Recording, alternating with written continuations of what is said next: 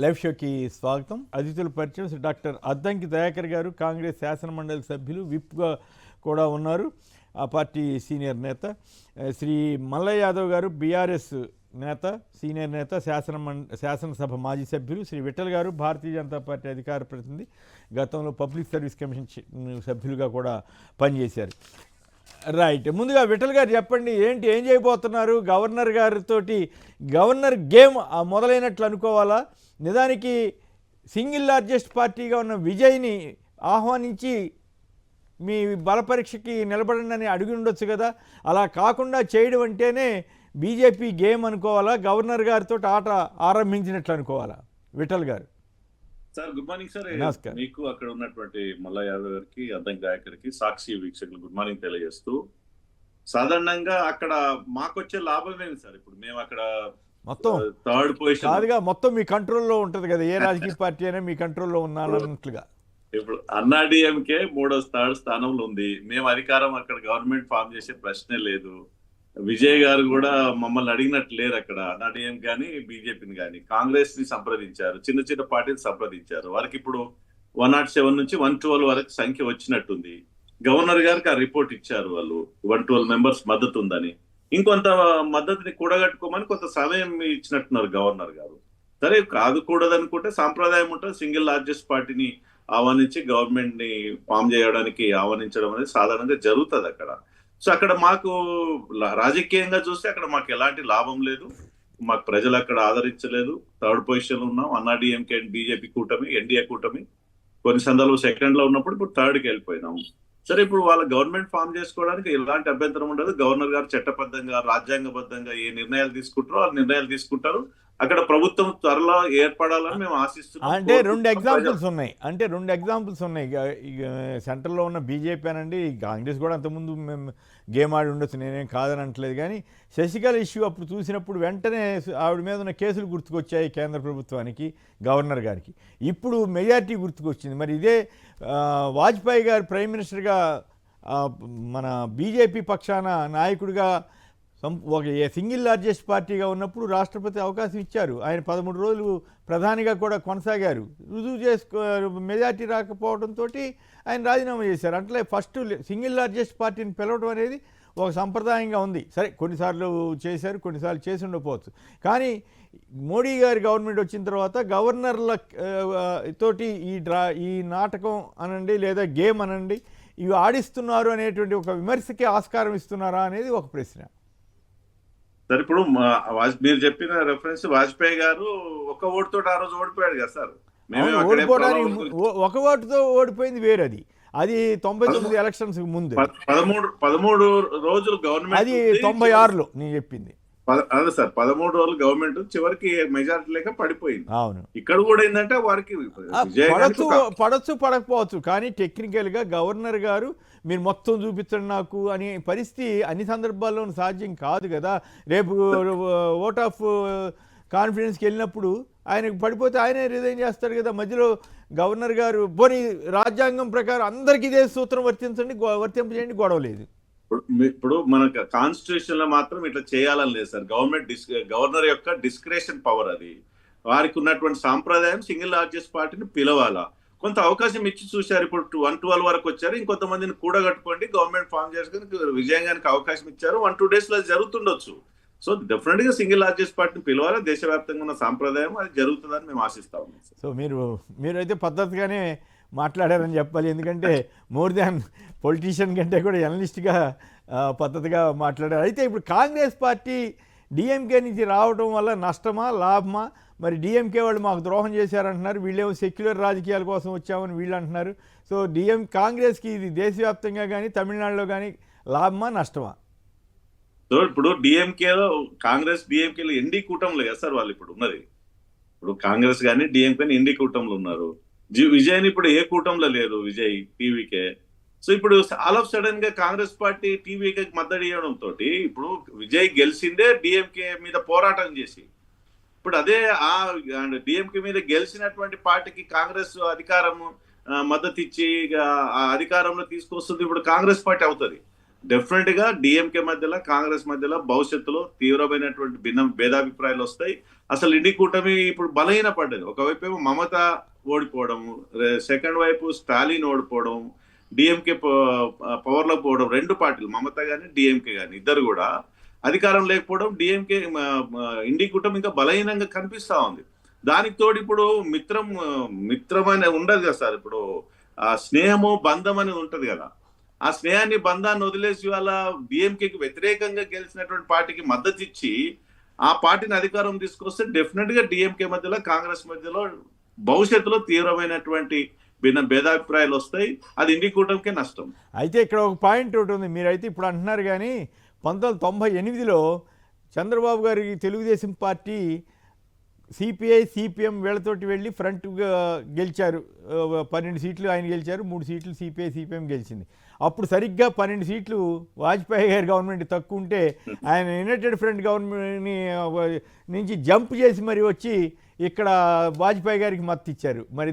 మరి ఇప్పుడు కాంగ్రెస్ చేసిన తప్పు అయితే అప్పుడు మరి చంద్రబాబు గారు చేసింది రైటా? ఇప్పుడు చంద్రబాబు గురించి మేము నేను చంద్రబాబు గురించి కాదు, మీరు అనేది కాంగ్రెస్ పార్టీ డిఎంకేకి ద్రోహం చేసిందా అన్న ఇష్యూ వచ్చినప్పుడు ఖచ్చితంగా చూడటానికి అట్లా కనపడుతుంది. కానీ బీజేపీ కూడా అట్లాంటి వాటిని ఎంకరేజ్ చేసింది కదా అనేక సందర్భాల్లో అని చెప్పడానికి. ఉదాహరణకి సింగిల్ లార్జెస్ట్ పార్టీగా యడ్యూరప్ప గారిని ఒకసారి పిలిచినట్టు గుర్తు. అట్లా అనేక సందర్భాల్లో అనేక రకాలుగా వ్యవహరిస్తున్నారు అనేదే పాయింట్. ఇప్పుడు రీజనల్ పార్టీ ఎవరికి ఎక్కడ ఎప్పుడు ఏ సందర్భంలో ఎవరికి మద్దతు ఇస్తారు అనేది రీజనల్ పార్టీ. ఒక జాతీయ పార్టీకి అంటూ ఒక విధానం ఉంటది కదా సార్. నేచురల్ గా Congress party is national party, ఇండి కూటమి లీడ్ చేస్తున్నట్టు పార్టీ. ఇప్పుడు డిఎంకేకి పైన పోరాటం చేసి గెలిచినటువంటి వ్యక్తికి ఇప్పుడు కాంగ్రెస్ పార్టీ మద్దతు ఇస్తే డెఫినెట్ గా భవిష్యత్తులో వాళ్ళిద్దరి మధ్యలో ఆ బంధుత్వం తెగిపోతుందనే నా అంచనా. సో వాళ్ళు బంధుత్వం తెంచుకున్నారు, మీరు కాదు వాళ్ళు బంధుత్వం తెంచుకున్నారు. చంద్రబాబు గారు ఏమో లెఫ్ట్ పార్టీస్ని వదిలేసి మీతోటి బంధుత్వం పెట్టుకున్నారు. సో ఇది మీకు నచ్చింది, అది నచ్చట్లా, అంతే తేడా. రీజనల్ పార్టీస్ అనేది ఎప్పటికప్పుడు మారుతుంటాయి సార్. రీజనల్ పార్టీస్ ఏం గారు జాతీయ పార్టీలు మారట్లేదా? అవన్నీ డిఎంకే ఉంది, డిఎంకే కాంగ్రెస్ తోటి ఉంది, బీజేపీ తోటి ఉంది. దానికేముంది, మీరు ఒప్పుకుంటున్నారుగా. సరే చూద్దాం. సూరిబాబు గారు కొత్తపేట నుంచి. సూరిబాబు గారు నమస్కారం, మాట్లాడండి. నమస్తే, మాట్లాడండి. తమిళనాడు రాజకీయాల మీద మీరేమంటారు? విజయ్ని సీఎం కానిస్తారా? ఖచ్చితంగా అతిపెద్ద పార్టీ ఎగినటువంటి టీవీకే అధినేతని ముఖ్యమంత్రిగా చేయడం మన వినపడతాను, చెప్పండి.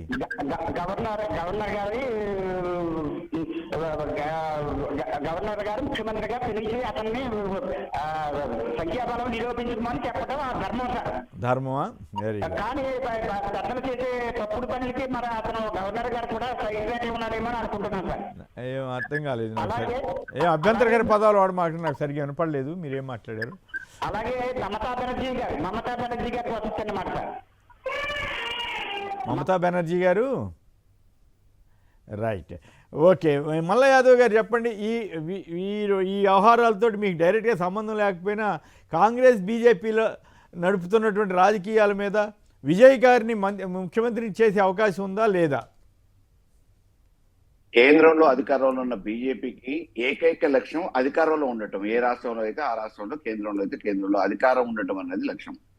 దానికోసం ప్రజాస్వామ్యయుతంగా ఎన్నికలప్పుడు ఏమేమి తప్పిదాలు చేయాలో ఈవీఎంలతో సహా చేసే ప్రయత్నాలు చేస్తారు. అది సాధ్యపడనప్పుడు ఎమ్మెల్యేల కొనుగోలు, అది కూడా సాధ్యపడినప్పుడు రాజ్యాంగాన్ని, గవర్నర్ వ్యవస్థను అడ్డం పెట్టుకొని ప్రభుత్వాన్ని కూలదూసిన చరిత్రలు, అనుభవాలు గతంలో ఉన్నాయి. అదే రకమైన పరిస్థితి ఈరోజు తమిళనాడులో కొనసాగుతూ ఉంది. సింగిల్ లార్జెస్ట్ పార్టీగా ప్రజలు తీర్పిచ్చినప్పుడు విజయాన్ని ఆహ్వానించడం అనేది మన సాంప్రదాయం.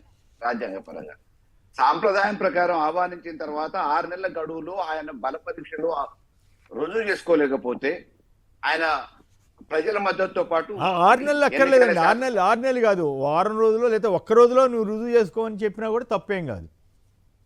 చేసుకోలేకపోతే అది వేరు విషయం. కానీ ఈ రోజు మీరు సరైన సంఖ్యాబలం వచ్చిన తర్వాతనే అని చెప్పేసి వెనక దొడ్డిదారి ప్రయత్నాలు చేసి ఏదో రకంగా కుర్చీలోకి రాకుండా, లేకపోతే వాళ్ళ దగ్గర ప్రదక్షిణలు చేసే విధంగా ప్రయత్నాలు చేసే ప్రయత్నం ప్రజల మనోభావాన్ని దెబ్బతీయటమే. ఇది ప్రజలు ఏదైతే అభిప్రాయాన్ని వ్యక్తం చేశారో ముక్త కంఠంతో 110 సీట్ల వరకు ఇచ్చినప్పుడు మిగతావి మామూలుగా సమకూర్చునే అవకాశం ఉంది. సమఉజ్జీలుగా ఉన్న రాజకీయ పార్టీలు వాళ్ళతోని సంసిద్ధమై అభిప్రాయాన్ని మద్దతు వ్యక్తం చేసే అవకాశం ఉంది. వాటిని వదిలిపెట్టి గవర్నర్ గారు మీరు పూర్తి స్థాయిలో మద్దతు కూడగట్టిన తర్వాతనే అని అనటం అనేది ఈ రోజు రాజ్యాంగాన్ని వాళ్ళు వాడుకొని ఏ రకంగానైనా అక్కడ ప్రజాస్వామ్యాన్ని కూలి చేసే ప్రయత్నం జరుగుతుంది. ఇది మంచి పద్ధతి కాదు. బీజేపీ వాళ్ళు మామూలుగా వాళ్ళ విధానాన్ని మార్చుకోవాల్సిన అవసరం ఉంది. ఎందుకంటే గతంలో అనేక రాష్ట్రాలలో సంఖ్యాబలం లేకపోయినా కానీ దొడ్డిదారిన, దానికి ఉదాహరణ వాళ్ళకి సోదర పార్టీ అయిన శివసేనను కూడా జీల్చిన సందర్భాలు ఉన్నాయి, షిండేలు తయారు చేసిన అనుభవాలు ఉన్నాయి. కాబట్టి ఇటువంటి సాంప్రదాయాన్ని కొనసాగించడం అనేది కేంద్రంలో అధికారంలో ఉన్న బీజేపీకి మంచి సాంప్రదాయం కాదు. ప్రజలు ఇచ్చిన తీర్పును గౌరవించాల్సిన మరి బాధ్యత కాంగ్రెస్ ఉంది. పార్టీ డిఎంకే నుంచి దూరంగా రావడం ద్రోహం చేసినట్లా లేదా సెక్యులర్ రాజకీయం చేసినట్లా? అంటే ఈ రోజు వాళ్ళకి అవకాశం లేదు కదా, ప్రత్యామ్నాయంగా వాళ్ళు ఎప్పుడు కూడా ప్రభుత్వాన్ని ఏర్పాటు చేసిన సందర్భం లేదు. ఎవరితోనో ఒకరితోనో పొత్తులకు పోవాలి. వాళ్ళు పొత్తులకు పోయిన వాళ్ళు మామూలుగా ఓడిపోయారు కాబట్టి ఎవరికైనా ఒకళ్ళకి మద్దతు, ప్రజాస్వామ్యాన్ని నిలబెట్టడానికి మద్దతు ఇచ్చే విషయంలో వాళ్ళ నిర్ణయం తీసుకొని ఉండొచ్చు. అది ఒక రకంగా ప్రజాస్వామ్యయుతంగా స్వాగతించదగ్గ విషయమే కదా. ప్రజలు ఇచ్చిన తీర్పుకు అనుగుణంగా మనం కాదుగా డిఎంకే ఒకళ్ళకి కూటమిలో మద్దతు ఉండి ఇవ్వడం. వచ్చి బయటికి రావటం కదా వాళ్ళకి చెప్పకుండా. అఫ్ కోర్స్ అంటే గతంలో రేపు చంద్రబాబు గారు యునైటెడ్ ఫ్రంట్ నుంచి కూడా అట్లాగే దూకారనుకోండి. ఇక రాజకీయాలలో తప్పదు కదా, అవసరాలకి అవకాశాలని బట్టి సందర్భాన్ని బట్టి నిర్ణయాలు తీసుకుంటా ఉంటారు. ఈ రోజు అధికారంలోకి వచ్చేటందుకు ప్రజలకి వాళ్ళు తీర్పిచ్చారు కాబట్టి టీవీకేకి దగ్గరలో ఉన్నారు కాబట్టి వాళ్ళతో ప్రయాణం చేయడానికి కాంగ్రెస్ సిద్ధపడి ఉండొచ్చు. వాళ్ళ అవసరాలు వాళ్ళకు ఉంటాయి. రేపు బలమైన పార్టీగా డిఎంకేను డిఎంకేను వదిలిపెట్టి వీళ్ళతోనే ప్రయాణం చేస్తారేమో తెలియదు. ఎన్డీఏ కూటమిలో ఇతను కూడా జాయిన్ అయిపోతాడేమో. కాబట్టి విజయ్ని అనేక రకాలుగా అటు బీజేపీ వాళ్ళు లాగడానికి ప్రయత్నం చేస్తున్నారు, కాంగ్రెస్ వాళ్ళు కూడా గుంజుకోవడానికి ప్రయత్నం చేస్తా ఉన్నారు. దాంట్లో భాగంగానే మంత్రిత్వ శాఖలు కూడా గురించి కూడా బార్గెన్ డిఎంకే వాళ్ళేమో మంత్రి పదవులు ఇవ్వలేదంట కాంగ్రెస్కి, ఇప్పుడు వీళ్ళు ఇచ్చే అవకాశం ఉంది కాబట్టి ఇటు వచ్చేసారనేది ఒక అభిప్రాయం. రైట్. ఖమ్మం నుంచి హనుమాన్ సింగ్ గారు. హనుమాన్ సింగ్ నమస్కారం, మాట్లాడండి. అక్కడ పెద్దలు నమస్కారం సార్. ముందు విజయ్ గారికి శుభాకాంక్షలు అండి. అయిన తర్వాత చెప్పాల్సిందేనేమో గెలిచినందుకు. రామారావు తర్వాత అంతటి విజయం సాధించారు, కానీ కాంగ్రెస్ ద్రోహం చేసింది సార్ డిఎంకేకి. ఎందుకంటే ఇప్పుడు కాంగ్రెస్ అయితే ఏంది, బీజేపీ అయితే ఏంటి, పాపం తట్టుకోవడం చాలా కష్టం. విజయ్ గారు తట్టుకోవడం చాలా కష్టం సార్. రాజకీయం ముందు ఇప్పుడు ముగ్గురు మరాఠీలు డిఎంకే కాంగ్రెస్ బీజేపీ వాళ్ళ ముందు తట్టుకోవడం అంటే మాటలు. కొత్త కుర్రాడు ఇతను 120 ఇచ్చినా బాగుండేది. అవును, ఒక రకంగా మాత్రం అంటే విజయ్ని గవర్నర్ గారు పిలవాలా వద్దా? పిలవాలండి, కానీ పిలవాలి. ఇప్పుడు గవర్నర్ వ్యవస్థ మారిపోయింది కదా సార్. అంతేనా? ఏ అధికారం ఉంటే వాళ్ళ వైపే ఉంటారు కదా సార్. ఇప్పుడు అట్లా అయిపోయింది కదా సార్. ఇప్పుడు అయిపోయింది. రామారావు గారి కాలం నుంచి కూడా అంతే అవుతుంది. ఎనిమిది 5 సంవత్సరాలు తట్టుకోవాలని కోరుకుంటున్నాం. రైట్. సాంబశివరాజు గారు పెదకంతేరు. సాంబశివరాజు గారు నమస్కారం. మీరేమంటారు, విజయ్ గారికి పిలవాలా వద్దా? గవర్నర్ చేస్తున్నది బాగున్నట్టుగా లేదు సార్. ఎందుకంటే సింగిల్ లార్జెస్ట్ పార్టీకి అవకాశం ఉన్నది సాంప్రదాయం సార్. అవును, అతనికి ఇవ్వకుండా అతనికి ఇచ్చే అంత floor of the house prove చేసి నిరూపించుకోమంటే అది కరెక్ట్ టైమా సార్. అంతేగాని అతను అంటే ఇక్కడ ఏంటంటే గవర్నర్ గారికి కూడా తెలుసు కదా, డిఎంకే కలవు. రేపు ఓటేసే టైంకి వచ్చేసరికి ఎవరో ఒకళ్ళు బయటికి వెళ్ళిపోతారు, అప్పుడు ఇతను సేఫ్ అయిపోతాడు. సో అందుకని ముందుగానే లిటిగేషన్ పెడుతున్నారా అనేది ఒక డౌట్ వస్తుంది నాకైతే. ఇటువంటి సాంప్రదాయం ఎప్పుడు జరిగినట్టు లేదు సార్ నాకు తెలిసిన మట్టుగా. అట్లా కాదు, గతంలో వాజ్పేయి గారికి సింగిల్ లార్జెస్ట్ పార్టీగా రాష్ట్రపతి ఆహ్వానించారు. ఆయన 13 రోజులు పాలన చేశాడు, తర్వాత మెజార్టీ రాకపోవడంతో తప్పుకున్నాడు. అట్లా జరుగుతూ ఉంటాయి. కానీ సింగిల్ లార్జెస్ట్ పార్టీగా పిలిచారు ఆయన్ని. అదే ఉదాహరణ బీజేపీ వాళ్ళకే అనుభవం ఉన్నప్పుడు మరి విజయ్కి ఎందుకు చేయట్లేదనే ప్రశ్న సహజంగానే వస్తుంది. రైట్. ఇక దయాకర్ గారి వాదన ఏంటో విందాం. దయాకర్ గారు 2 ప్రశ్నలు. ఒకటి, విజయ్ గారిని గవర్నర్ పిలవాలా వద్దా? పిలిస్తే ఏ రకంగా పిలవాలి? మరి మెజార్టీ లేనప్పుడు పిలవటం ఎంతవరకు కరెక్టు? 2, కాంగ్రెస్ పార్టీ డిఎంకేకి ద్రోహం చేసిందన్నది వాళ్ళ విమర్శ. అలా వచ్చేయచ్చా, జంప్ చేసి వచ్చేయచ్చా? ఇది కరెక్టేనా కాదా? దీని ఎఫెక్ట్ జాతీయ రాజకీయాల మీద కూడా ఇండి కూటమి కూడా ఉంటుంది కదా అనేది వాదన. ఇందాక విఠల్ గారు కూడా వాళ్ళు మాట్లాడారు కదా, మీ సమాధానాలు చెప్పండి. గుడ్ మార్నింగ్ కొమినేని గారు, ఇద్దరు పెద్దలకు కూడా. ఇప్పుడు జనరల్గా పీపుల్స్ వాయిస్ చూసిండ్రు, విజయ్ని పిలవాలనేది సర్వత్రా అందరికీ ఉన్న అభిప్రాయం, దాంట్లో తేడా ఏం లేదు. అయితే రాజ్యాంగం ఏం చెప్తుంది, మెజారిటీని గవర్నర్ గారు పిలుస్తారు, ప్రమాణ స్వీకారం చేయించిన తర్వాత ఫ్లోర్ టెస్ట్ ఉంటుంది. ఇది తంతు. కానీ మారుతున్న కాలంలో ఏంటంటే అలయన్స్ పాలిటిక్స్ వచ్చినాయి, తర్వాత హంగ్ అసెంబ్లీలు ఏర్పడము, హంగ్ పార్లమెంట్లు ఏర్పడము, ఇవన్నీ కొంత కన్ఫ్యూజన్ క్రియేట్ అయినప్పుడు మనము మన పూంచ్ గారు తర్వాత గారు సర్కారియా కమిషన్ వేసుకున్నాం. సర్కారియా కమిషన్ రికమెండేషన్స్లో ఫస్ట్ మెజారిటీ, తర్వాత ప్రీ పోల్ అలయన్స్, తర్వాత సింగిల్ లార్జెస్ట్, తర్వాత పోస్ట్ పోల్ అలయన్స్, ఇవి 4 ఆయన సూచించిండు. అయితే ఇప్పుడు వారు ఈ 4 వేటినైనా తీసుకోవచ్చు. తీసుకుంటారా లేదనేది గవర్నర్ గారి డిస్క్రిషన్ ఉంటుంది. గవర్నర్ గారి డిస్క్రిషన్ 20 సంవత్సరాలు 15 సంవత్సరాల నుంచి అది బీజేపీతో ఆధారపడి ఉంటుంది.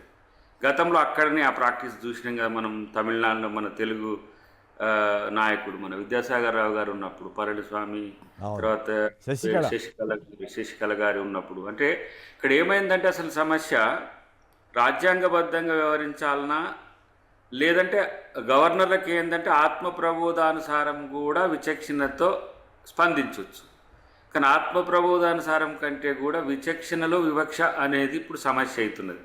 మరి ఇక్కడ మమతా బెనర్జీ గారు కూడా అటువైపు ఉండి నాకు 36 లక్షల ఓట్లు లెక్క పెట్టినాక ఎవరు గెలిస్తే ఆ దాన్ని బట్టి మీరు ముఖ్యమంత్రిని చేయండి, నేను రాజీనామా చేయనని పెన్ను సంకల పెట్టుకొని కూర్చుంది పెద్దక్క. ఇక మరి ఆయన ఇక్కడ గవర్నర్ డిస్క్రిషన్ ఉండదు. కానీ ఒక ప్రిసీడింగ్ మనం చూస్తే ఆటోమేటిక్గా రద్దు చేస్తారు, అంతకంటే ఏముంటుంది. ఆవిడ కూడా అది రద్దు చెయ్యాలి కూడా, దాంట్లో అసలు పెద్ద తేడా ఉండదు. కానీ ఇప్పుడు వీళ్ళు మొండికేస్తే ఆమె మొండికేస్తున్న విషయం ప్రస్తావన తెస్తున్నా అంతే.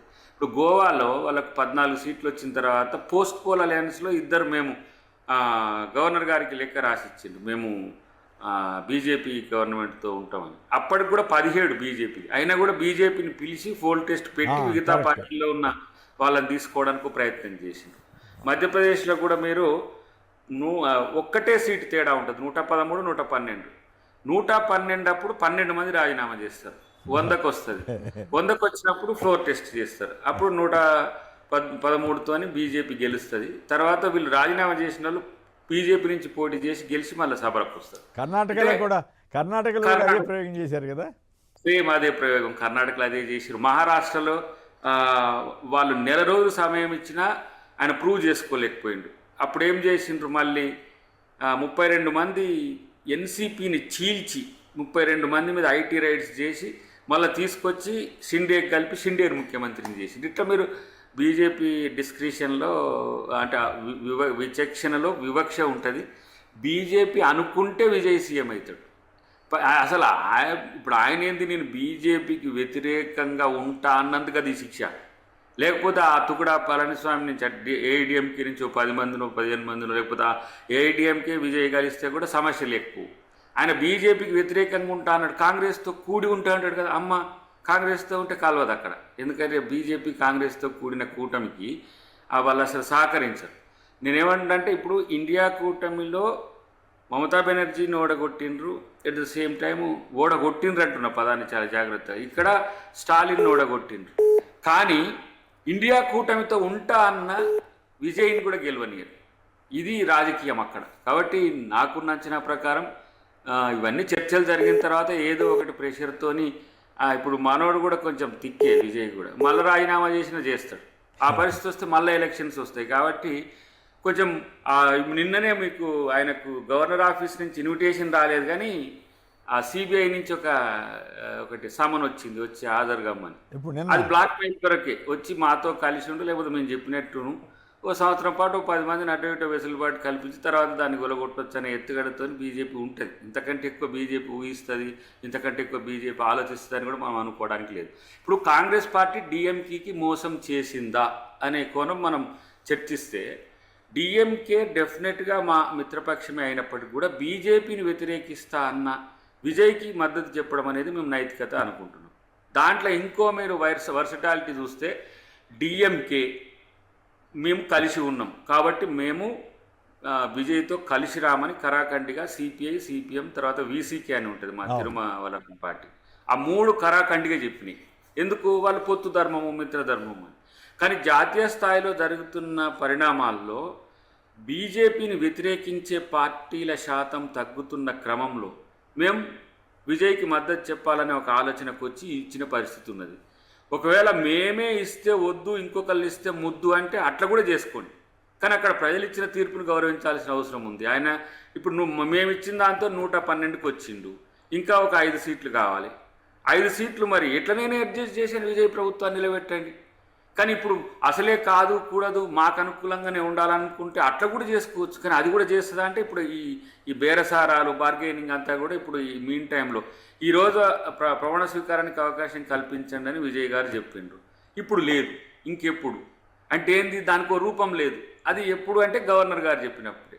కాబట్టి గవర్నర్ గారు చెప్పినట్టు మనోడు వినకపోతే కూడా అది కొనసాగుతుంటుంది, గవర్నర్ పాలన నడుస్తుంటుంది. ఒకవేళ ఈ కంజెషన్ కొనసాగితే రాష్ట్రపతి పాలన వస్తుంది. ఇవి రెండు కూడా బీజేపీ పాలనలే.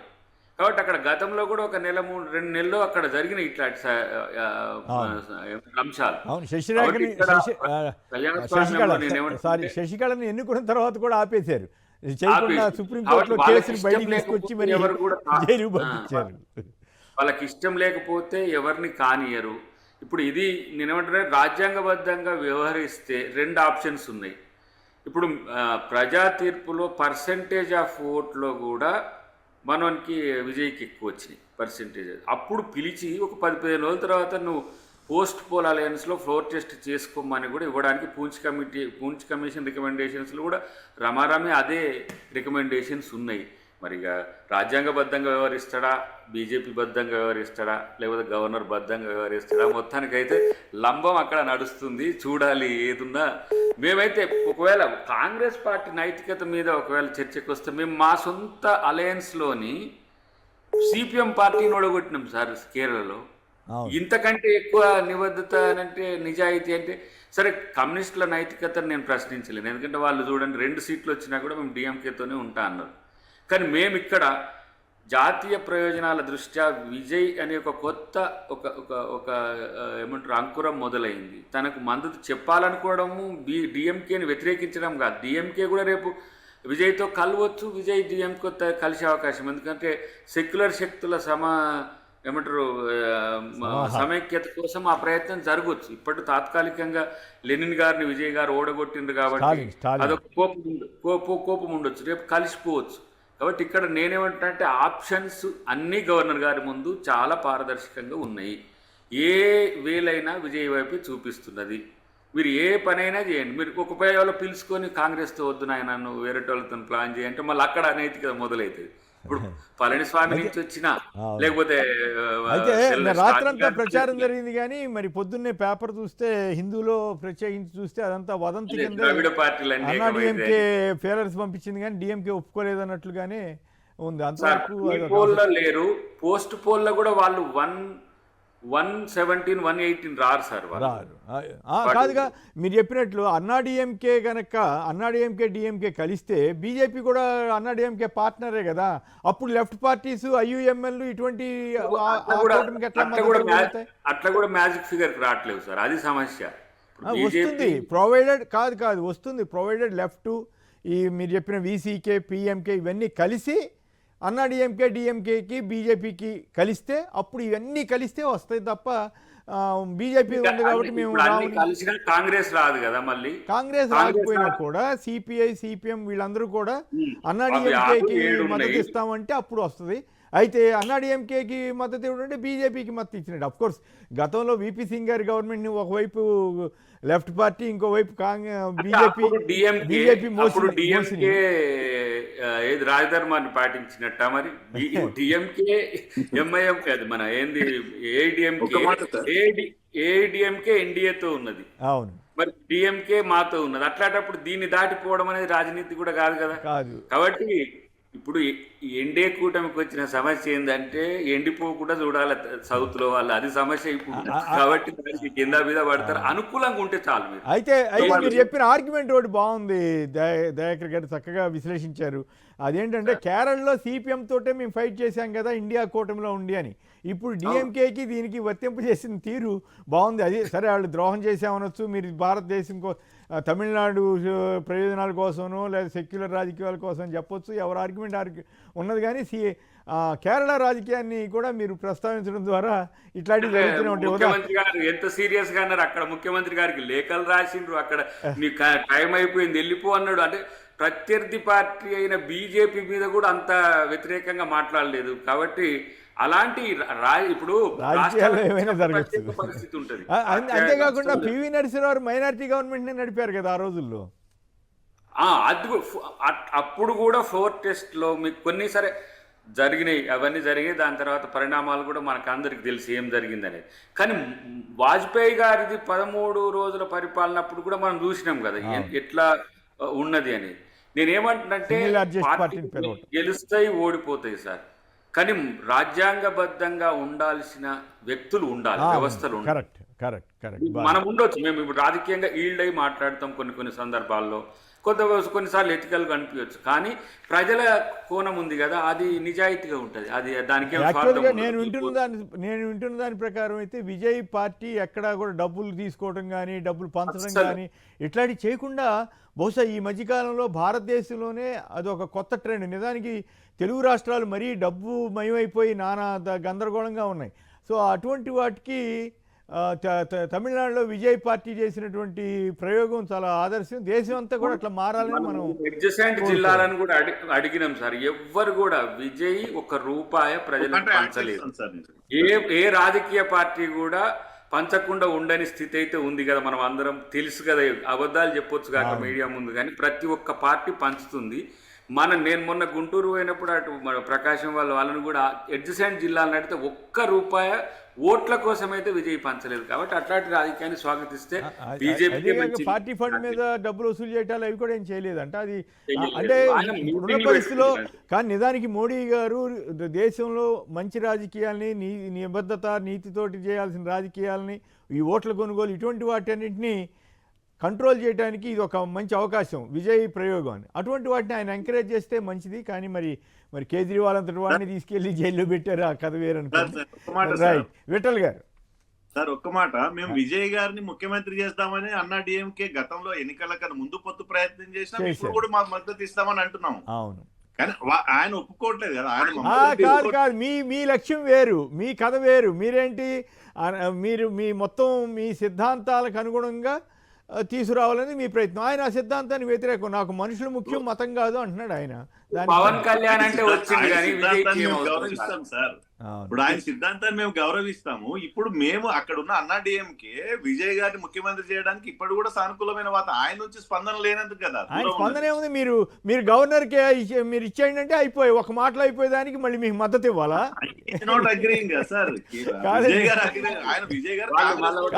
కాదు విజయ్ అన్న అతను కులం గురించి ప్రస్తావించలేదట, మతం గురించి ప్రస్తావించలేదట. తన విధానాలు, తన హామీలు వీటి మాత్రమే మాట్లాడంట. అలా రాజకీయం చేసే పరిస్థితి ద్రవిడ అస్తిత్వ రాజకీయాలు కూడా చేయను నేను అన్నాడు. ఇంతకుముందు దయాకర్ గారు అన్నట్టు దేశ రాజకీయాలు కొత్త వరవడు సార్. డెఫినెట్ గా స్వాగతించాల్సిందే. డబ్బు రాజకీయాలు, కులమత రాజకీయాలకు అతీతంగా విజయ్ గెలిచినట్టు స్వాగతించాలి. రాజ్యాంగం ప్రకారం కేంద్ర ప్రభుత్వం కూడా నిర్ణయం తీసుకుంటారు, రాజ్యాంగం ప్రకారం గవర్నర్ కూడా నిర్ణయం తీసుకుంటారు. తప్పకుండా తీసుకోవాలని ఆకాంక్షిద్దాం. మీరు కూడా కాస్త ప్రజల వైపునే మాట్లాడుతున్నందుకు ధన్యవాదాలు, కానీ నిజాయితీ వైపే మాట్లాడుతున్నందుకు ధన్యవాదాలు. ఒకటి, తెలంగాణ మీద మోడీ గారి ఫోకస్ మొదలైందా? గతంలో వెస్ట్ బెంగాల్ వీటి మాదిరిగానే ఇక్కడ కూడా కాన్సన్ట్రేట్ చేస్తారా? 2, కేటీఆర్ వర్సెస్ కాంగ్రెస్ ఘాటైన వ్యాఖ్యలు. 3, సిబిఐ విజ్ఞప్తి. సిబిఐని కోరిన కరెంటు కొనుగోళ్ల మీద కూడా సిబిఐకి కోరుతున్నటువంటి రేవంత్ ప్రభుత్వం. సో ముందుగా దయాకర్ గారు ఈ మూటి మీద మీ అభిప్రాయం చెప్పండి. ఎందుకు ఈ రకమైనటువంటి డెసిషన్ తీసుకున్నారు? సరే, మోడీ గారి టూర్ని మీరు ఎట్లా చూస్తారు?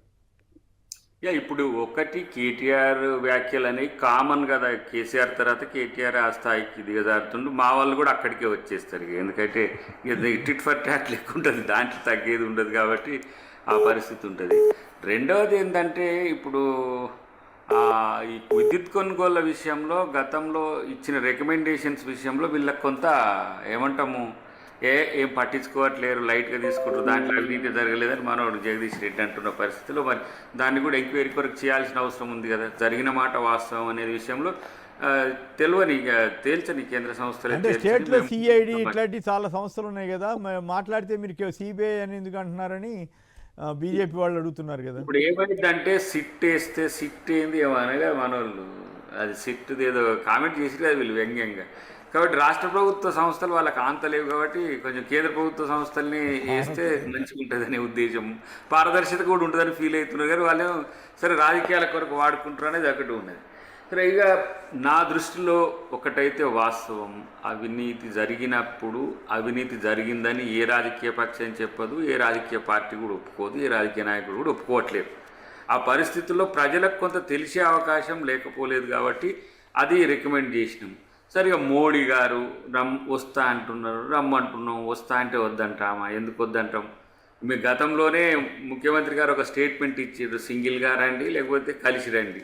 కలిసి వచ్చినా సింగిల్గా వచ్చినా అంటే ఎవరితో కలిసి రమ్మని, ఎవరితో కలిసి రమ్మని ఇన్ని రోజులు రాజకీయ రహస్య ఒప్పందంలో ఉన్నారు కదా బీఆర్ఎస్ బీజేపీ, రెండు పూలు మనకు ఈ చెవులో కమలం ఈ చెవులో గులాబీ పెట్టి ఎమ్మెల్యేకు టీఆర్ఎస్కి మద్దతు ఇచ్చింది బీజేపీ, ఎంపీలకు బీజేపీకి మద్దతు ఇచ్చింది బీఆర్ఎస్.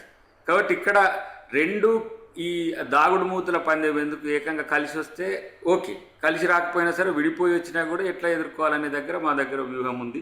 డెఫినెట్గా ఇక ఎవరు మన మోదీ గారు వచ్చినప్పుడు రాజకీయాల కొరకే వస్తారా ప్రధానమంత్రిగా వస్తారా అనేది కూడా చూద్దాం. 10వ తారీఖు నాడు తెలిసిపోతుంది కదా.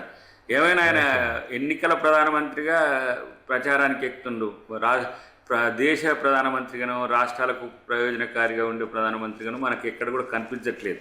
అంటే ఆ విషయాల సంగతి ఎట్లా ఉన్నా దేశానికి ఉపయోగపడుతుండొచ్చు, అది వేరే విషయం. కానీ బట్ నిజంగానే వెస్ట్ బెంగాల్లో అన్ని రోజులు కాన్సన్ట్రేట్ చేయటం ఏంటి, అచ్చంగా అక్కడే తిరగటం ఏంటి, నాకైతే ఎప్పుడు చూడలేదు ఒక దేశ ప్రధాని కేంద్ర హోంమంత్రి ఆ రకంగా కాన్సన్ట్రేట్ చేయటం అనేది కొంచెం అది. ఇప్పుడు మనకు ఎన్నుకున్న ప్రధానమంత్రిగా వ్యవహరించాల్సిందే, ఆ హోదాతనం అనేది ఉండాలి, అది కాదనలేదు.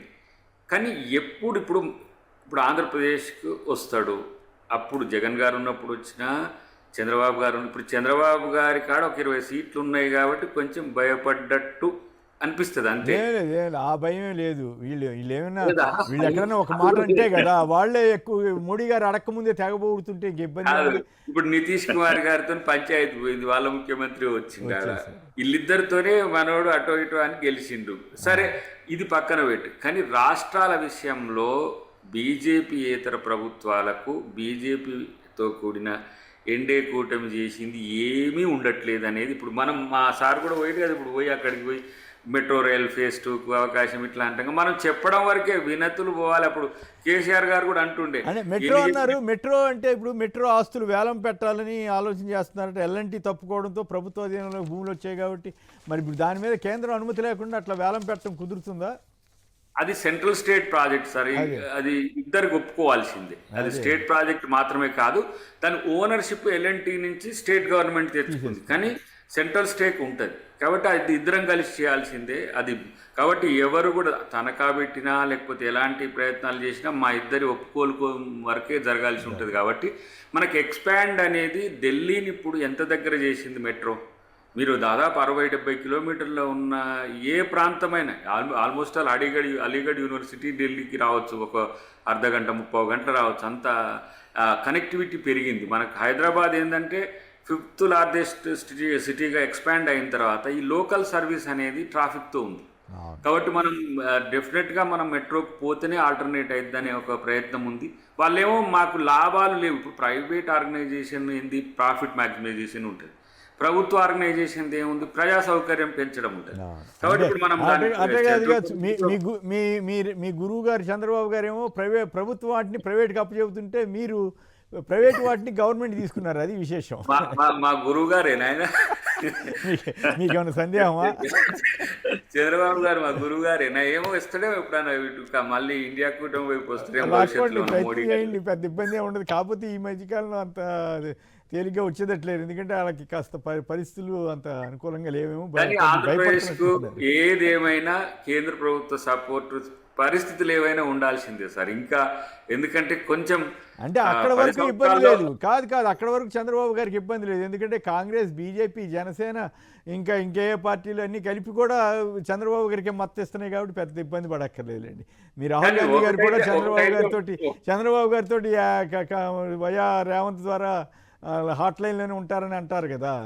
ఏమంటున్నా 4.5 సంవత్సరాలు ప్రభుత్వాన్ని నడిపి మీరు 4.5 సంవత్సరాలు రాజకీయాలు చేయండి, కానీ కాంగ్రెస్ పాలితనో బీజేపీయేతర ప్రభుత్వాలు ఉన్న దగ్గర సీతకన్న అనేది సమస్య అవుతుంది. అవును. అది ప్రధానమంత్రి గారు ఆలోచిస్తే మంచిది. మా ఉద్దేశం అది. అంతే తప్పితే బీజేపీ తెలంగాణ రాజకీయాలు చేసుకోవద్దని మేము ఎందుకు అనుకుంటున్నాం? ఎందుకంటే మా ప్రత్యర్థి నేనే నెంబర్ 2 అనుకుంటున్నాడు. మరి నేను వచ్చిన తర్వాత నెంబర్ 2 అవుతారా, లేకపోతే వాళ్ళిద్దరు కొట్లాడతారా? స్టేట్ నెంబర్ 2కు బీజేపీ ప్రయత్నం చేస్తుంది. అలాంటప్పుడు నష్టపోయేది ఒకసారి మల్ల యాదవ్ గారి దగ్గరికి వెళ్దాం. కాంగ్రెస్ అనేది కొంచెం జరగాలి. యాదవ్ గారు చెప్పండి, ఒకటి మోడీ గారి టూర్ ఎఫెక్ట్ ఏం జరగబోతోంది, కాన్సన్ట్రేషన్, రెండు కేటీఆర్ గారి వ్యాఖ్యలు, వాటికి ప్రతి వ్యాఖ్యలు కొంచెం బాగా గట్టిగా మాట్లాడినట్లుంది. వీటి మీద మీ కామెంట్ చెప్పండి. బీజేపీ నాయకత్వం వరుసగా గత 4-5 ఎన్నికల నుంచి రేపు రాబోయేది మేమే అని చెప్పేసి అనేక దఫాలుగా చెప్పారు. కానీ ఇప్పుడు అది తెలంగాణ ప్రజలు అవకాశం ఇవ్వలేదు. రేపటి భవిష్యత్తులో కూడా మన 8 సీట్లు వాళ్ళే లాగారు కదా లోక్సభ సీట్లు. సరే, అది జాతీయ స్థాయిలో జరిగింది. కాంగ్రెస్ వర్సెస్ బీజేపీ అనే పరిస్థితికి వచ్చిన తర్వాత రాష్ట్ర రాజకీయాల్లో ప్రాంతీయ పార్టీకి అవకాశం ఇచ్చిన దానికంటే జాతీయ స్థాయిలో ఇవ్వాలనే ఒక ఆలోచనతో కాంగ్రెస్ కి వ్యతిరేకులు బీజేపీకి వేయటం ఇటువంటి జరిగి ఉండొచ్చు. ఒక్కోసారి మామూలుగా అనూహ్యంగా వచ్చిన దాన్ని అదే నిలబడుతుంది, దాన్ని అట్లే పెరుగుతుంది అనుకోవడానికి లేదు, తగ్గదు అని చెప్పి అనుకోవడానికి కూడా లేదు. కాబట్టి ఇప్పుడున్న పరిస్థితులలో బీజేపీకి తెలంగాణలో ఆదరణ లేదు అనేది మాత్రం మాటికి వాస్తవం. కేంద్రంగా 8 మందిని అవకాశం ఇచ్చినా గానీ ఈ రోజు పార్లమెంట్ లో కొట్లాడి ఈ తెలంగాణకి ఏం తీసుకొస్తున్నారు అంటే 0 తప్ప, కేవలం వాళ్ళ పదవుల వరకు పరిమితమయ్యారు తప్ప, పార్లమెంట్ సమావేశాలు జరిగితే పోయి ప్రాతినిధ్యం వహించడానికి పనికొస్తున్నారు తప్ప తెలంగాణకు ఒక్క నయా పైసా రాలేదు అనేది ఈ రోజు మేధావులు చర్చించుకుంటున్న విషయం. రాజకీయ పార్టీలు పక్కన పెడదాం, మేధావులు కూడా చర్చించుకుంటున్నారు. కాబట్టి వాళ్ళ వల్ల రేపు ఏదో ప్రయోజనం జరుగుతుంది, ఈ రాష్ట్రానికి మేలు అవుతుంది అనేది ప్రజలు అనుకోవట్లేదు, ఆశించట్లేదు, ఆలోచించట్లేదు. కాబట్టి వాళ్ళ వల్ల పెద్ద ఈ తెలంగాణకు ఒరగదు అనే ఉద్దేశంతో ప్రభుత్వం దాకా వచ్చే అవకాశం ఉండదు. ఇక కేటీఆర్ గారు అంటే కేటీఆర్ గారు మాట్లాడిన దాంట్లో ఏ ఒక్క చిన్న పొల్లు అవాస్తవం ఉన్నా రుజువు చేయొచ్చు కాంగ్రెస్. ఎందుకంటే 4 సంవత్సరాల క్రితం ఏ వరంగల్ అనేది సభ పెట్టి రైతుల సంక్షేమం కోసం ప్రతిపక్ష పార్టీగా ఆ రోజు అధికారంలో ఉన్న మా మీద దుమ్మెత్తి పోసిరో, మరి ఆ వైఫల్యాలు మేము చేస్తాము అధికారంలోకి వస్తా అని చెప్పిన వాళ్ళు అనేక రకమైన హామీలు ఇచ్చి ఇవాళ 2.5 సంవత్సరాలు గడిచినా చెయ్యనప్పుడు తప్పకుండా ప్రజల్ని చైతన్యపరచాల్సిన బాధ్యత ఒక ప్రతిపక్ష పార్టీగా మా మీద ఉంటది. కాబట్టి ఆ విషయాన్నే గుర్తు చేసినాం. ఆ రోజు ఏదైతే వాళ్ళు డిక్లరేషన్ పెట్టి మాట్లాడిరో వరంగల్లో రైతుల సమస్యల మీద, ఆ విషయాలనే ఈ రోజు జరుగుతున్నది ఏదైతే హామీలు ఇచ్చి వాటిని వైఫల్యం చెందారో ఆ విషయాలు తప్ప ఏ ఒక్కటి కూడా యాదృచ్ఛికంగా మాట్లాడింది లేదు, లేని అవాస్తవాన్ని మాట్లాడింది లేదు. కాబట్టి ఇవాళ రేవంత్ రెడ్డి గారిని కాంగ్రెస్ ను విమర్శిస్తున్నారు అనేది కాదు, రైతులకు ఇచ్చిన హామీని అధికారంలోకి వచ్చినాక మేము మర్చిపోయాను, ఇప్పుడన్నా అమలు చేయాలనే ఆలోచన చేయాల్సిన బాధ్యత ఉంది. రేవంత్ రెడ్డి గారు ఎంతసేపు కేటీఆర్ గారు ఏం మాట్లాడారు, దానికి ఎట్లా స్పందించాలి, ఎమ్మటే దయాకరణతో ఎట్లా స్టేట్మెంట్లు ఇప్పియాలి, ప్రెస్ మీట్లు పెట్టియాలనే ఆలోచించిన దానికంటే ఆ రోజు 4 సంవత్సరాల క్రితం నేను ప్రతిపక్షంలో ఉన్నప్పుడు ఇచ్చిన హామీలు నెరవేర్చలేదు, నిజంగా రైతులకు దూరం అవుతున్నా అనే ఆలోచన చేయాల్సిన బాధ్యత ఉంది. కాదు, మీరు అన్నదాన్ని చర్చిస్తాం. 10 సంవత్సరాల్లో ఆయననే సవాల్ విసిరిండు కేటీఆర్ గారే. ఎట్లా ఇస్తారు కదా, నాకు పూర్తిగా రాదు. మీకు ఎట్లా మేము చెప్పేటి కనీసం వింటే మళ్ళీ మీరు జనాల కన్నా పని చేయొచ్చు, అందుకోసం చెప్తున్నాం మేము. మీరన్న దానికే రైతులకి ఐకేపీ సెంటర్ల దగ్గర గాని, రైతు బంధు విషయం గాని, రుణమాఫీ విషయం గాని, ఏ విషయాలైతే నిన్న చర్చించారో, ఏ విషయాలైతే ప్రస్తావించారో కేటీఆర్ గారు రైతుల సమక్షంలో, ఆ విషయాలన్నీ మీరు చెప్పినే మేము గుర్తు చేసినాం అంతే. మేమేం కొత్తగా చెప్పలే. ఎందుకంటే మేము ఆల్రెడీ ప్రూవ్డ్, మేము ఆల్రెడీ చేసినాము. మేము చేసిన వాటిని కాపీ కొట్టి మాకంటే అదనంగా చేస్తా అని హామీ ఇచ్చారు. కానీ ఇలా అది పోయింది. అంటే 12 మంది వేస్తే ఉన్న 4 పోయినట్టు మీరేదో ఆశపడి రేవంత్ రెడ్డి మేము 10,000 ఇస్తా అంటే మీరు 15,000 ఇస్తా అనగానే ఓటేసారు కదా, మరి ఒకసారి గుర్తు చేసుకోండి అని చెప్పినాం మేము అంతే. ఐకేపీ సెంటర్లలో ధాన్యాలు కొనుగోలు అయితే లేవు. ఇలాగా చెప్తూ బాగానే ఉంది. మనోడు ఎంచుకున్న భాషతో వచ్చింది సమస్య, దానికి మళ్ళీ ప్రతి భాష వాడాలి. అంటే పంటలు కొంటారా తన్నులు తింటారా అని కూడా అడిగారు. Subject right. అయితే ఫైనల్ గా ఒక మాట చెప్పండి, మళ్ళీ విఠల్ గారు కూడా మాట్లాడాలి. ఈ కరెంటు కొనుగోలు మీద సిబిఐ దర్యాప్తు అడుగుతున్నారు రాష్ట్ర ప్రభుత్వం వారు, మీరేమంటారు మల్లయ్య గారు?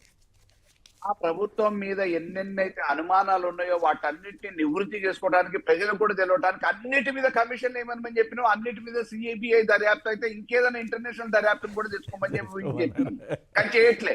ఏ ఒక్క దాని మీద పురోగతి లేదు. టెలిఫోన్ అన్నారు, రైట్ ఫోన్ ట్యాపింగ్ అన్నారు, రైట్ ఆఖరికి ఈ పరంగా రేస్ కార్ అన్నారు, కాళేశ్వరం అన్నారు. ఏ సార్ పురోగతి? మీరు తొందర తెలిస్తే మా నిజాయితీ కూడా ప్రజలకు తెలుస్తుంది, మీ నిజాయితీ కూడా తెలుస్తుంది, కాబట్టి తొందర చేయండి అంటున్నాం. మీకు ఎన్ని అనుమానాలు ఉంటే అన్నిటిని నివృత్తి చేసుకోవడానికి అన్ని కమిషన్ వేసుకోండి, ఎంక్వైరీలు వేసుకోండి, సిబిఐ సంస్థలు రైట్ పెట్టుకోండి. రైట్ లక్ష్మీనారాయణ రెడ్డి గారు ఒంగోలు నుంచి. లక్ష్మీనారాయణ రెడ్డి గారు సంక్షిప్తంగా ఒక మాటలో చెప్పండి.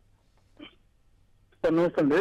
నమస్కారం, మాట్లాడండి. కేశవ్ గారు నమస్తే. మీకు ఛానల్లో ఉన్న ముగ్గురు మాట్లాడండి. నాయకులకి నమస్కారం. సార్ ఏం లేదు, ఇప్పుడు తమిళనాడులో బీజేపీ దొంత వైఖరి కాకపోతే సింగిల్ లార్జెస్ట్ పార్టీగా ఉన్నటువంటి 112 మంది ఉన్న విజయ్ పార్టీకి సీఎం గా ఎందుకు ఒప్పుకోరండి? అవును, కేవలం బీజేపీ స్వార్థపూరిత రాజకీయాలు తప్ప ఇంక వేరేది ఏం లేదు. రైట్. మరి బీజేపీ సార్ ఒక్క మాట సార్, కమ్యూనిస్టులు కూడా వామపక్షాలు కూడా బీజేపీ వ్యతిరేకం అంటారు. ఇక్కడ ఆంధ్రాలో చంద్రబాబు నాయుడు సపోర్ట్ చేస్తారు ఇండైరెక్ట్ గా. తమిళనాడులో కూడా డిఎంకేతో కలిసిన అల్లాడిఎంకే కలిసి పొత్తులో ఉన్న బీజేపీ అంటే అది ఇంకా క్లారిటీ రాలేదు. డిఎంకే మేము అపోజిషన్లోనే ఉంటామని చెప్పారు. అయితే గవర్నర్ గారు కనుక అవకాశం ఇస్తే ఖచ్చితంగా ప్రూవ్ చేసుకోవడానికి అవకాశాలు ఎక్కువ కనపడతా ఉన్నాయి.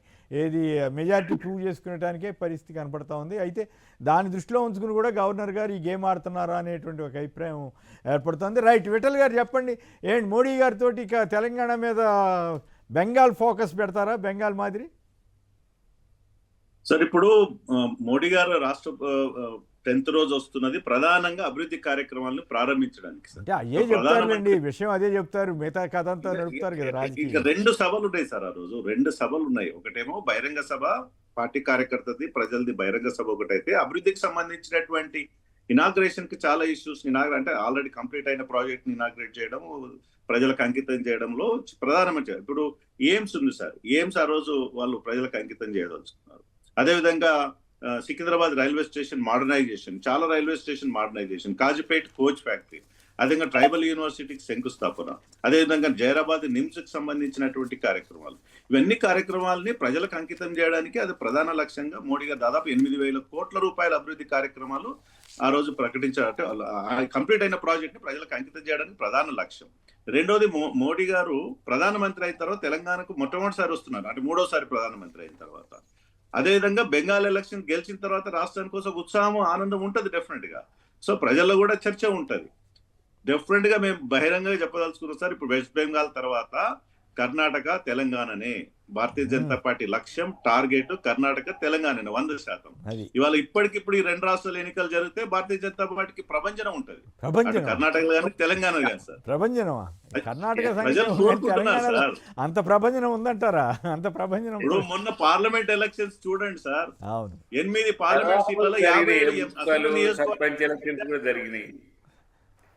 నియోజకవర్గాల్లో భారతీయ జనతా పార్టీ మెజారిటీ ఉంది మొన్న పార్లమెంట్ ఎలక్షన్. కానీ ఆయన దయాకర్ గారు అంటున్నారు కదా, స్థానిక ఎన్నికల్లో ఏం పెద్ద రిజల్ట్ కాదు. లోకల్ బాడీ మా దయాకర్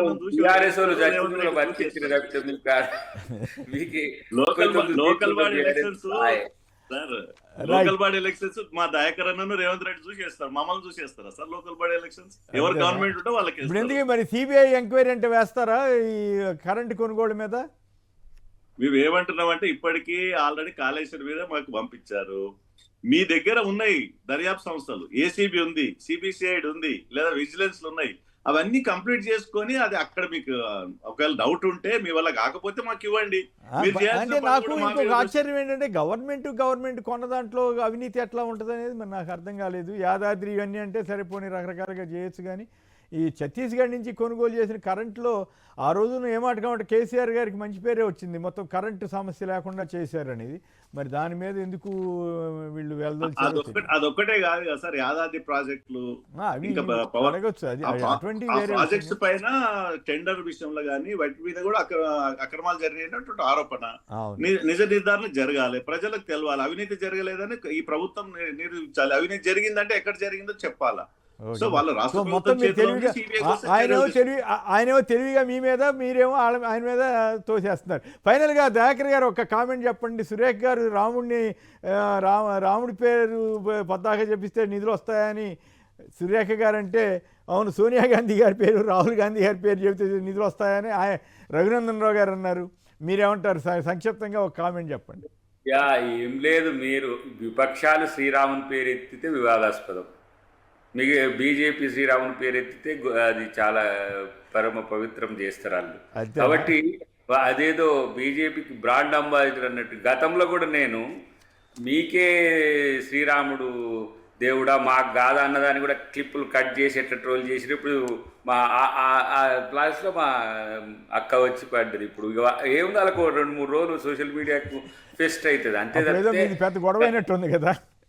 ఓ అసలు మీరు ఇప్పుడు ఇంత మనం దేవాదాయ మాట్లాడితే శాఖ మంత్రిగా సురేఖక్క మాట్లాడితే ఎవరికి నష్టం సార్? కాంగ్రెస్ పార్టీకే నష్టం కదా, మాకు లాభం నష్టం. కావచ్చు. ఇప్పుడు ఆవిడ ఆమె నిధులు అన్న అడిగింది కానీ contest- రాముడిని వద్దని లేదు కదా ఆవిడ నిధులు అడిగింది. బీజేపీని అన్నా కూడా బీజేపీని అన్నా ప్రభుత్వాన్ని అన్నట్టే, ప్రభుత్వాన్ని అన్నా బీజేపీని అన్నట్టే ఒకటి చేసిండ్రు. అసలు బీజేపీని అంటే శ్రీరాముని అన్నట్టే ఇప్పుడు లెక్క. అట్లా అయిపోయింది. ఇప్పుడు ఆడికి తెచ్చిండ్రు కాబట్టి వాళ్ళ బ్రాండ్ మరి అట్లా అంబాసిడర్ ఎందుకు అనాలి దయాకర్ అన్న? ఇప్పుడు దేవుని పేరు తీసుకొని ఎందుకు అసలు మాట్లాడాలి? చాలా మందికి ఇప్పుడు ఏంటంటే బీజేపీ యొక్క ఇంటెన్షన్ తెలియదు. దేవుళ్ళతో వివాదాస్పదం చేయాలనుకుంటుండనే మీకు తెలిస్తే వాళ్ళు మాట్లాడుకుంటుంటారు. మేము కాముకుంటలే, ఎందుకంటే నువ్వు మంచి మాట్లాడినా తాడి చెట్టు కింద కూర్చొని పాలు తాగినట్టే అయిపోతుంది. ఇప్పుడు ఆ పరిస్థితికి వచ్చింది బీజేపీది కాబట్టి చూసి మాట్లాడడమే మంచిది. సురేఖ గారికి ఇండైరెక్ట్ గా మీరు సలహా ఇచ్చినట్టుగా ఉంది. ఈ సురేఖ గారికి కాదు సార్, నేను అత్యంత ఎక్కువ బాధితునిగా వీళ్ళకి సోషల్ మీడియా అవును, ఎన్నికల వీళ్ళకి ముందు మా దయాకర్ అన్న సాయం చేసిండు మాకు. రైట్ సాయం చేసుడు కాదు, అది మీరు చేసుకుంటారు అట్లా అంతే. రైట్. డాక్టర్ అద్దంకి దయాకర్ గారు, మల్లయ్య యాదవ్ గారు, విఠల్ గారు, ముగ్గురికి కూడా ధన్యవాదాలు. ఇది నేటి చర్చా కార్యక్రమం. నమస్కారం.